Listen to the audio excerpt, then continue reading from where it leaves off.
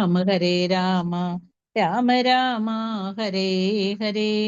ഹരേ കൃഷ്ണ കൃഷ്ണ കൃഷ്ണ ഹരേ ഹരേ. ഹരേ രാമ രാമ രാമ രാമ ഹരേ ഹരേ. ഹരേ കൃഷ്ണ കൃഷ്ണ കൃഷ്ണ ഹരേ ഹരേ. ഹരേ രാമ രാമ രാമ രാമ ഹരേ ഹരേ. ഹരേ കൃഷ്ണ കൃഷ്ണ കൃഷ്ണ ഹരേ ഹരേ. ഹരേ രാമ രാമ രാമ രാമ ഹരേ ഹരേ. ഹരേ കൃഷ്ണ കൃഷ്ണ കൃഷ്ണ ഹരേ ഹരേ. ഹരേ രാമ രാമ രാമ രാമ ഹരേ ഹരേ. ഹരേ കൃഷ്ണ കൃഷ്ണ കൃഷ്ണ ഹരേ ഹരേ. ഹരേ രാമ രാമ രാമ രാമ ഹരേ ഹരേ. ഹരേ കൃഷ്ണ കൃഷ്ണ കൃഷ്ണ ഹരേ ഹരേ. ഹരേ രാമ രാമ രാമ രാമ ഹരേ ഹരേ. ഹരേ കൃഷ്ണ കൃഷ്ണ കൃഷ്ണ ഹരേ ഹരേ. ഹരേ രാമ രാമ രാമ രാമ ഹരേ ഹരേ. ഹരേ കൃഷ്ണ കൃഷ്ണ കൃഷ്ണ ഹരേ ഹരേ. ഹരേ കൃഷ്ണ മാതാജി. നിഗമകൽപതരോർഗളിതം ഫലം സുഖമുഖാദമൃതദ്രവ സംയുതം പിബതം ഭാഗവതം രസമാലയം സുഖ മുഹുരഹോ രസികാ ഭുവി ഭാവുക. നാരായണം നമസ്കൃത്യം നരം ചൈവ നരോത്തമം ദേവീം സരസ്വതിം വ്യാസം തതോ ജയമുദീരയേത്. നഷ്ടപ്രായേഷു ഭദ്രേഷു നിത്യം ഭാഗവത സേവയാ ഭഗവതി ഉത്തമ ശ്ലോകേ ഭക്തിർഭവതി നഷ്ടയേ. മൂകം കരോതി വാചാലം പങ്കും ലംഘയതേ ഗിരിം യത്കൃപാതമഹം വന്ദേ പരമാനന്ദ ബാന്ധവം ശ്രീഗുരും ദീനതാരിണം. മദേകബന്ധോ മത്സംഗ്യൻ മദ്ഗുരോ മന്മഹാദന മന്നിഷ്ടാരക മദ്ഭാഗ്യ മദാനന്ദ നമോസ്തുതേ. ഗ്രന്ഥരാജ ശ്രീമദ് ഭാഗവതം की जय. श्रील प्रभुवादि की जय. श्री गुरु महाराज की जय. നിതായ് ഗൗര പ്രേമാനന്ദേ ഹരി ഹരി ബോൽ. എല്ലാവർക്കും ഇന്നത്തെ ഭാഗവതം ക്ലാസ്സിലേക്ക് സ്വാഗതം. ഹരേ കൃഷ്ണ. ഓം നമോ ഭഗവതേ വാസുദേവായ. ഓം നമോ ഭഗവതേ വാസുദേവായ. ഓം നമോ ഭഗവതേ വാസുദേവായ. തത്ര ദുന്ദുഭയോനൈത് നേതുർദേവമാനവവാദിതാഃ ശശംസോ സാധവോ രാജ്ഞാം ഖാത്തേതു പുഷ്പവൃഷ്ടയഃ. നടവർത്തനം. അനന്തരം മാനവരും ദേവന്മാരും ആദരസൂചകമായി പെരുമ്പറ മുഴക്കുകയും സത്യസന്ധരായ രാജവംശജർ ബഹുമാന ആദരങ്ങൾ പ്രകടിപ്പിക്കാൻ ആരംഭിക്കുകയും ചെയ്തു. ആകാശത്തു നിന്നും പുഷ്പവർഷം ചൊരിയാൻ തുടങ്ങി. അതായത് ഭീഷ്മദേവന്റെ അല്ലെ അവസാന ആ നിമിഷങ്ങളെ കുറിച്ചാണ് പറയുന്നത്. എന്താണ്? അനന്തരം മാനവരും മനുഷ്യരും ദേവന്മാരും ആദരസൂചകമായി പെരുമ്പറ മുഴക്കുകയും സത്യസന്ധരായ രാജവംശജർ ബഹുമാന ആദരങ്ങൾ പ്രകടിപ്പിക്കാൻ ആരംഭിക്കുകയും ചെയ്തു. ആകാശത്തു നിന്നും പുഷ്പവർഷം ചൊരിയാൻ തുടങ്ങി. ദേവന്മാര് ആകാശത്തു നിന്നും പുഷ്പവൃഷ്ടി ചെയ്തു.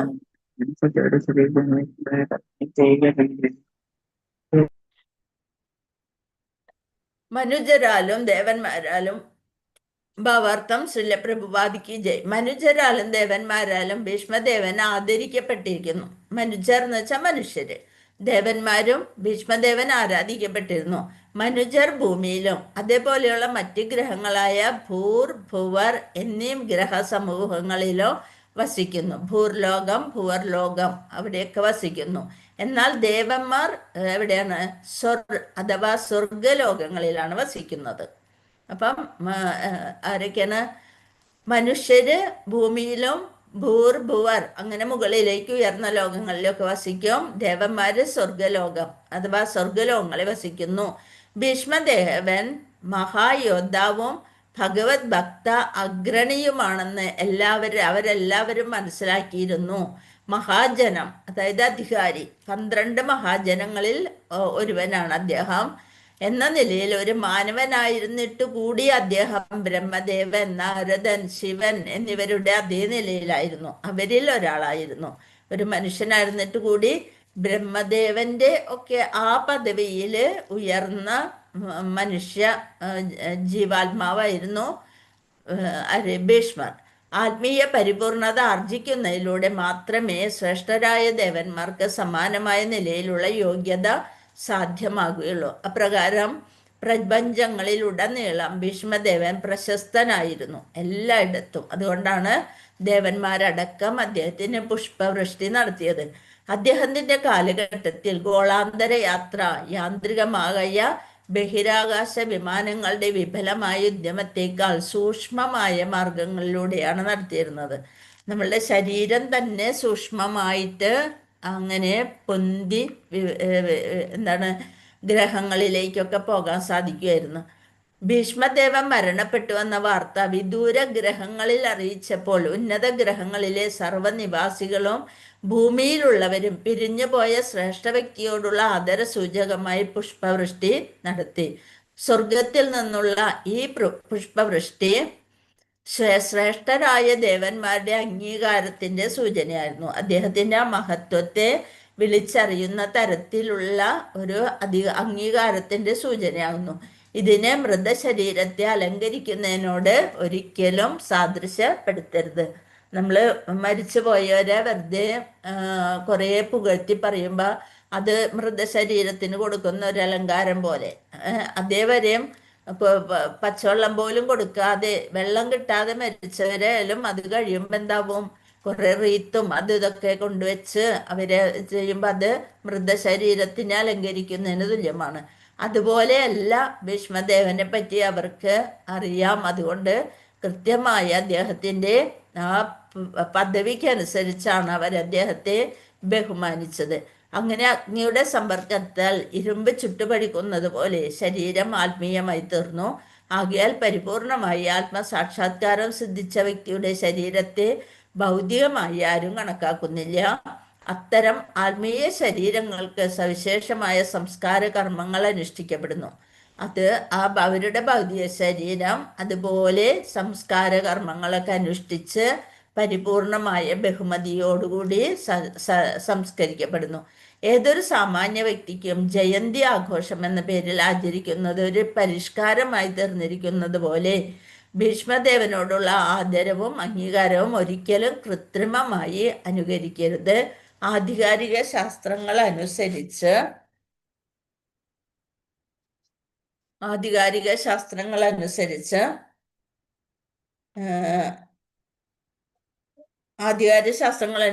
ഭൗതികമായി എത്ര തന്നെ ഉന്നതനായിരുന്നാലും ഒരു സാധാരണ വ്യക്തിക്ക് ജയന്തി ആചരിക്കുക എന്നത് ഭഗവാനോട് ചെയ്യുന്ന അപരാധമാണ്. കാരണം ജയന്തി എന്നത് ഭഗവാൻ ഭൂമിയിൽ അവതരിക്കുന്ന ദിനത്തിന് മാത്രമായുള്ളതാണ്. നമ്മൾ ജയന്തി ആഘോഷിക്കുക എന്ന് വെച്ചാൽ ഭഗവാൻ ഭൂമിയിൽ അവതരിക്കുന്ന ദിനത്തിന് മാത്രമായുള്ളതാണ്. ഭീഷ്മദേവൻ അദ്ദേഹത്തിന്റെ കർമ്മങ്ങളിൽ അദ്വിതീയനായിരുന്നു. മാത്രമല്ല ഭഗവത് ധാമത്തിലേക്കുള്ള അദ്ദേഹത്തിന്റെ വിയോഗവും അതുല്യമായിരുന്നു. ഭഗവത് ധാമത്തിലേക്ക് ഉള്ള വിയോഗവും അതുല്യമായിരുന്നു. ശ്ലോകം 46. ഓം നമോ ഭഗവതേ വാസുദേവായ തസ്യ നിർഹരണാദീനി സംഭരേതസ്യ ഭാർഗവ യുധിഷ്ഠിരാകാരയിത്വാ മുഹൂർത്തം ദുഃഖിതോ ഭവത്. അല്ലയോ ഭൃഗുവംശജ ശൗനകൻ, ഭീഷ്മദേവന്റെ മൃതശരീരത്തിന് ഉദക കർമ്മങ്ങൾ നിർവഹിച്ച ശേഷം മഹാരാജാവ് യുധിഷ്ഠിരൻ ക്ഷണനേരത്തേക്ക് ദുഃഖാകുലനായി തീർന്നു. യുധിഷ്ഠിരൻ തന്നെ അദ്ദേഹത്തിന്റെ അന്ത്യകർമ്മങ്ങളൊക്കെ നിർവഹിച്ചു. അതിനുശേഷം അദ്ദേഹത്തിന് ഒരു വിഷമം അനുഭവപ്പെട്ടു. ഭീഷ്മദേവൻ മഹാരാജാവ് യുധിഷ്ഠിരന്റെ കുടുംബത്തിലെ ശ്രേഷ്ഠനായ കാരണവർ മാത്രമായിരുന്നില്ല, യുധിഷ്ഠിരന്റെയും അദ്ദേഹത്തിന്റെ ഭ്രാതാക്കളുടെയും മാതാവിൻ്റെയും മഹാനായ തത്വചിന്തകനും സുഹൃത്തുമായിരുന്നു. വളരെ ഇഷ്ടത്തോടെ അദ്ദേഹത്തിൻ്റെ കഴിഞ്ഞ കാര്യങ്ങൾ ആലോചിച്ചപ്പോഴാണ് വിഷമം തോന്നിയത്. യുധിഷ്ഠിരൻ അഗ്രജനായ പഞ്ചപാണ്ഡവരുടെ പിതാവായ മഹാരാജാവ് പാണ്ഡുവിന്റെ മൃത്യുവിന് ശേഷം പാണ്ഡവരുടെ അത്യന്തം വാത്സല്യനിധിയായ പിതാമഹനും വിധവയായ സ്നുഷ കുന്തിയുടെ സംരക്ഷകനും ഭീഷ്മദേവനായിരുന്നു. ഇവര് വളരെ ഇതായിട്ടാണ് നോക്കി അവരെ പരിപാലിച്ചു പോന്നത്. വളരെ സ്നേഹത്തോടെ സംരക്ഷകനായിരുന്നു. പാണ്ഡുവിന്റെ വിയോഗശേഷം കുന്തി ദേവിയെയും പുത്രന്മാരെയും പരിപാലിച്ചു പോന്നു. അവരുടെ സംരക്ഷകനായി ഉണ്ടായിരുന്നുവെങ്കിലും അദ്ദേഹത്തിന്റെ വാത്സല്യം കൂടുതലും ദുര്യോധനൻ അഗ്രജനായ തന്റെ 100 പുത്രന്മാരുടെ പക്ഷത്തായിരുന്നു. മഹാരാജാവ് യുധിഷ്ഠിരന്റെ വലിയച്ഛനായ ധൃതരാഷ്ട്രർ അവരുടെ സംരക്ഷകനായി ഉണ്ടായിരുന്നു. ധൃതരാഷ്ട്ര അവരുടെ സംരക്ഷകൻ തന്നെയായിരുന്നു. പാണ്ഡു മരിച്ചു കഴിഞ്ഞപ്പോൾ അവരെ കൊട്ടാരത്തിൽ കൊണ്ടുവന്ന് ഇവിടെ സംരക്ഷണം നടത്തി പോന്നിരുന്നു. പക്ഷെ അവരുടെ കൂറ് മുഴുവനും തൻ്റെ മക്കള് മമത്വം കൂടുതൽ തൻ്റെ മക്കളോട് തന്നെയായിരുന്നു. 100 പുത്രന്മാരുടെ പക്ഷത്തായിരുന്നു. ഒടുവിൽ ഹസ്തിനപുര രാജ്യത്തിന്മേൽ പിതാവില്ലാത്ത 5 സഹോദരന്മാരുടെയും നിയമാനുസൃതമായ അവകാശത്തെ കവരുവാൻ ഒരു ബൃഹത്തായ ഗൂഢാലോചന കെട്ടിച്ചമയ്ക്കപ്പെട്ടു. അപ്പോൾ മൂത്തപുത്രന് പാണ്ഡുരാജാവിന്റെ അഭാവത്തിൽ അദ്ദേഹത്തിന്റെ മൂത്തപുത്രന് രാജ്യം കൊടുക്കേണ്ട ഒരു ചുറ്റുപാട് വന്നു തീർന്നപ്പോൾ അത് കൊടുക്കാതിരിക്കാൻ ഗൂഢാലോചന കെട്ടിച്ചമയ്ക്കപ്പെട്ടു. സാമ്രാജ്യാധിപത്യമുള്ള രാജമന്ദിരങ്ങളിൽ പൊതുവായ വിപുലമായ ഉപജാപങ്ങൾ ഉണ്ടാവുകയും 5 സഹോദരന്മാരും വനത്തിലേക്ക് നാട് കടത്തപ്പെടുകയും ചെയ്തു. എന്നാൽ ഭീഷ്മദേവൻ ജീവിതത്തിന്റെ അവസാന നിമിഷം വരെ യുധിഷ്ഠിരന്റെ ആത്മാർത്ഥ സഹാനുഭൂതിയുള്ള അഭ്യുദയകാംക്ഷിയും പിതാമഹനും മിത്രവും ചിന്തകനുമൊക്കെയായിരുന്നു. പക്ഷേ ഭീഷ്മദേവൻ അവരുടെ അവരോട് സഹാനുഭൂതിയുള്ള കരുണയുള്ള അഭ്യുദയകാംക്ഷയായിരുന്നു, പിതാമഹനായിരുന്നു, മിത്രമായിരുന്നു, ചിന്തകനായിരുന്നു. സിംഹാസന അവരോധിതനായി യുധിഷ്ഠിരനെ ദർശിച്ച അദ്ദേഹം അതീവ സന്തുഷ്ടിയോടെ ഇപ്പൊ അവരുടെ അധികാരം തിരിച്ചു കിട്ടിയപ്പോൾ ഏറ്റവും അധികം സന്തോഷിച്ചതും ഭീഷ്മദേവനായിരുന്നു. അതുകൊണ്ട് സന്തോഷത്തോടെ ആ ഐശ്വര്യപൂർണമായ രാജാവ് എന്നെ കണ്ട് സന്തോഷത്തോടെ അദ്ദേഹത്തിന് മരിക്കാൻ സാധിച്ചു. സന്തുഷ്ടിയോടെ ഇഹലോകവാസം അവസാനിപ്പിച്ചു. അല്ലാത്ത പക്ഷം പാണ്ഡവരുടെ അകാരണമായ ദുരിതത്തിൽ കഠോര വ്യത അനുഭവിക്കുന്നതിന് പകരം വളരെ മുമ്പ് തന്നെ അദ്ദേഹം തന്റെ ഭൗതിക ശരീരം ത്യജിച്ചേനെ. അല്ലെന്നുണ്ടെങ്കിൽ ഇത് കണ്ടതിന് ശേഷം മരിക്കാനുള്ള ഒരു ഭാഗ്യം അദ്ദേഹത്തിന് ലഭിച്ചു. ഭഗവാൻ ശ്രീകൃഷ്ണന്റെ സംരക്ഷണം. കുറച്ച് മുകളിലോട്ടാക്കും മാതാജി. പക്ഷെ അത് ആ ശ്ലോകത്തിന്റെ വരണില്ല മാതാജി, അതുകൊണ്ടാണ്. ആയാ 40 ഉണ്ടല്ലോ. Okay, thank you Mataji. ഞാൻ കരുതി അത് ആ ശ്ലോകത്തിന്റെ അല്ലല്ലോ അടുത്തതാണെന്ന് വിചാരിച്ചു. Okay, thank you Mataji. അപ്പൊ ജീവിതത്തിന്റെ അവസാന നിമിഷം വരെ യുധിഷ്ഠിരന്റെ ആത്മാർത്ഥ സഹാനുഭൂതിയുള്ള അഭ്യുദയകാംക്ഷിയും പിതാമഹനും മിത്രവും ചിന്തകനുമൊക്കെയായിരുന്നു. സിംഹാസന അവരോധിതനായ യുധിഷ്ഠിരനെ ദർശിച്ച് അദ്ദേഹം അതീവ സന്തുഷ്ടിയോടെ ഇഹലോകവാസം അവസാനിപ്പിച്ചു. അല്ലാത്ത പക്ഷം പാണ്ഡവരുടെ അകാരണമായ ദുരിതത്തെ കഠോര വ്യത അനുഭവിക്കുന്നതിന് പകരം വളരെ മുമ്പ് തന്നെ അദ്ദേഹം തന്റെ ഭൗതിക ശരീരം ത്യജിക്കുമായിരുന്നു.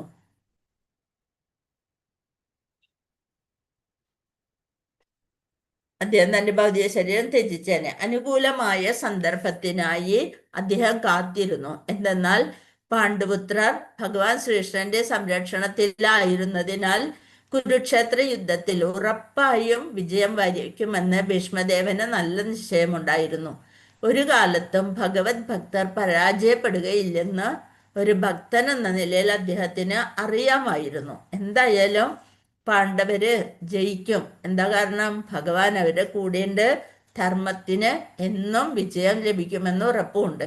ഭീഷ്മദേവന്റെ ഈ എല്ലാ മംഗളാശിസ്സുകളെ കുറിച്ചും മഹാരാജാവ് യുധിഷ്ഠിരന് പൂർണ്ണ ബോധ്യമുണ്ടായിരുന്നു. ആകയാൽ അദ്ദേഹത്തിന് തീർച്ചയായും മഹാവിയോഗം ഉണ്ടായിരിക്കണം. ഭീഷ്മദേവൻ പരിത്യജിച്ച ഭൗതിക ശരീരത്തിന്റെ ഹേതുവായല്ല, മറിച്ച് ഒരു മഹാത്മാവിന്റെ വിയോഗത്തിലാണ് അദ്ദേഹം ദുഃഖിതനായി തീർന്നത്. ഭീഷ്മദേവൻ മുക്താത്മാവാണെങ്കിലും സംസ്കാര കർമ്മം അവശ്യമായ കർത്തവ്യമായിരുന്നു. മുക്താത്മാക്കളാണ് എന്നുള്ളതെങ്കിലും സംസ്കാര കർമ്മം അതെല്ലാവർക്കും ഉള്ളതാണ് അല്ലെ. ഭീഷ്മദേവന് സന്താനങ്ങളില്ലാത്തതിനാൽ ഈ ചടങ്ങ് നിർവഹിക്കുന്നതിന് നിയമാനുസൃതമായ അവകാശമുള്ള വ്യക്തി ജ്യേഷ്ഠ പൗത്രനായ മഹാരാജാവ് യുധിഷ്ഠിരനായിരുന്നു. ഒരു മഹത് വ്യക്തിയുടെ സംസ്കാര ക്രിയകൾ കുടുംബത്തിലെ സമാനമായി ശ്രേഷ്ഠനായ സന്തതി അനുഷ്ഠിക്കുന്നത് ഭീഷ്മദേവനെ സംബന്ധിച്ചിടത്തോളം മഹത്തായ വരദാനമായിരുന്നു. വളരെ ഭാഗ്യം ചെയ്ത മനുഷ്യനായിട്ടാണ് അദ്ദേഹം ഇഹലോകവാസം വെടിഞ്ഞത്. ശ്ലോകം 47. തുഷ്ടവുർമുനയോ ഹൃഷ്ട കൃഷ്ണം തദ്ഗുഹ്യനാമഭിഃ തദസ്തേ കൃഷ്ണഹൃദയ സ്വാശ്രമാൻ പ്രയയൂ പുനഃ. പിന്നീട് എല്ലാ ശ്രേഷ്ഠ ഋഷിമാരും ഗുഹ്യമായ വേദമന്ത്രങ്ങളാൽ അവിടെ സന്നിഹിതനായിരുന്ന ശ്രീകൃഷ്ണ ഭഗവാനെ പുകഴ്ത്തി. വളരെ അവർക്ക് മാത്രം അറിയുന്ന ആ വേദമന്ത്രങ്ങളാൽ എല്ലാ ഋഷിമാരും ശ്രേഷ്ഠ ഋഷിമാരും ഭഗവാനെ പുകഴ്ത്തി. അവർക്കറിയാം ഇത് അഖിലാണ്ട കോടി ബ്രഹ്മാണ്ട നായകനായ ഭഗവാൻ ശ്രീകൃഷ്ണനാണെന്ന് ഋഷിമാർക്കറിയാം. അതുകൊണ്ടാണ് അവർക്ക് അറിയുന്ന വേദമന്ത്രങ്ങളാൽ അവര് ഭഗവാനെ പുകഴ്ത്തി. അനന്തരം അവരെല്ലാവരും ശ്രീകൃഷ്ണ ഭഗവാനെ സദാ അവരുടെ ഹൃദയത്തിൽ വഹിച്ചുകൊണ്ട് അവരവരുടേതായ ആശ്രമങ്ങളിലേക്ക് മടങ്ങി. ആ ഹൃദയത്തില് പരമപുരുഷനെ പ്രതിഷ്ഠിച്ചുകൊണ്ട് അവരുടേതായ ആത്മ ആശ്രമങ്ങളിലേക്ക് മടങ്ങി. ഭാവാർത്ഥം ശ്രീല പ്രഭുവാദിക്ക് ജയ്. ഭഗവത് ഭക്തർ സദാ ഭഗവാന്റെ ഹൃദയത്തിലും ഭഗവാൻ സദാ ഭക്തരുടെ ഹൃദയത്തിലും സ്ഥിതി ചെയ്യുന്നു. ഭക്തര് ഭഗവാന്റെ ഹൃദയത്തിലും ഭഗവാൻ സദാ ഭക്തരുടെ ഹൃദയത്തിലും സ്ഥിതി ചെയ്യുന്നു. ഭഗവാനും ഭക്തനും തമ്മിലുള്ള ഇമ്പമേറിയ ബന്ധമാണത്. വളരെ സന്തോഷത്തോടെ, അതാണ് ഇമ്പം. കാതിന് സംതൃപ്തി നൽകുന്ന തരം ആണ്. ഇമ്പമേറിയ ബന്ധമാണ്. കലർപ്പറ്റ പ്രേമത്താലും ഭക്തിയാലും ഭക്തർ ഭഗവാനെ തങ്ങൾക്കുള്ളിൽ സദാ ദർശിക്കുന്നു. ഭഗവാനാകട്ടെ യാതൊന്നും തന്നെ പ്രവർത്തിക്കേണ്ടതായും കാക്ഷിക്കേണ്ടതായും ഇല്ല. ഭഗവാനെല്ലാം ഭക്തര് തന്നെയാണ്. എങ്കിലും അദ്ദേഹം സദാ തന്റെ ഭക്തരുടെ ക്ഷേമത്തിനായി നിർബാധം പ്രവർത്തിക്കുന്നു. ഭക്തരെ കഴിഞ്ഞ്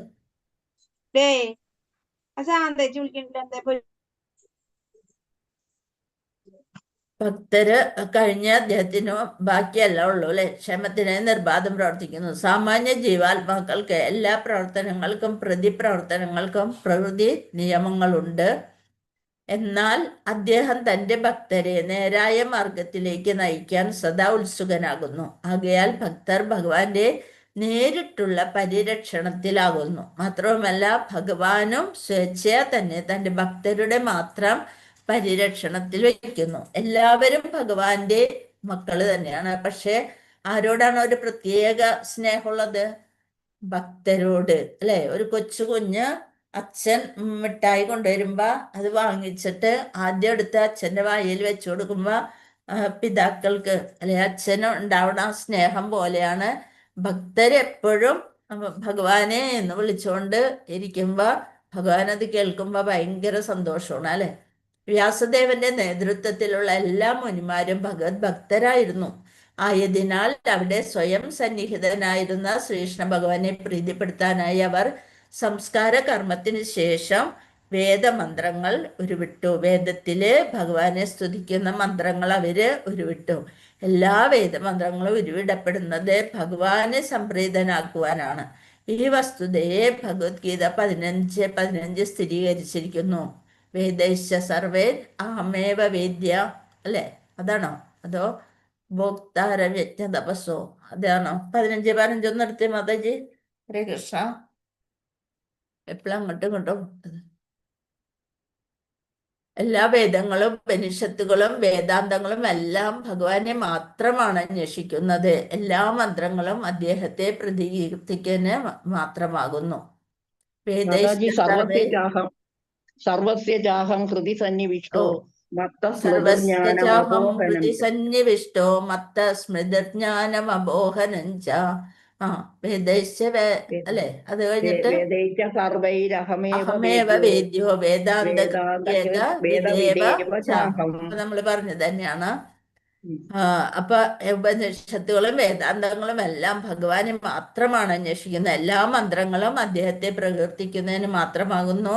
ആകയാൽ മുനിമാർ ആ ഉദ്ദേശ ലക്ഷ്യത്തിന് അനുയോജ്യമായ തക്കതായ കർമ്മങ്ങൾ അനുഷ്ഠിക്കുകയും അവരവരുടേതായ ആശ്രമങ്ങളിലേക്ക് സന്തോഷഭരിതരായി ഭഗവാനെ കണ്ട് ആ കണ്ണ് നിറച്ച് അത് അങ്ങ് അടച്ച് ആ രൂപം മുഴുവൻ മനസ്സിലങ്ങോട്ട് പ്രതിഷ്ഠിച്ച് അവര് തങ്ങളുടെ ആശ്രമങ്ങളിലേക്ക് മടങ്ങി. സമയം കഴിഞ്ഞ മാതാജി? ഹരേ കൃഷ്ണ. ഇനി 24 മാതാജി. ഹരേ കൃഷ്ണ. കഴിഞ്ഞു മാതാജി. ഭക്തിശാസ്ത്രം ഉണ്ടല്ലേ? മറ്റവർക്ക് ക്ലാസ് ഉണ്ടല്ലോ. Okay okay. ഹരേ കൃഷ്ണ. വഞ്ചകൽപതരുഭ്യശ്ച കൃപാസിന്ധുഭ്യേവ ച പതിതാനാം പാവനേഭ്യോ വൈഷ്ണവേഭ്യോ നമോ നമഃ. അനന്തകോടി വൈഷ്ണവ ഭക്തവൃന്ദി की जय. श्रील प्रभुपाद की जय. श्री गुरुदेव की जय. निताई गौर परमानंद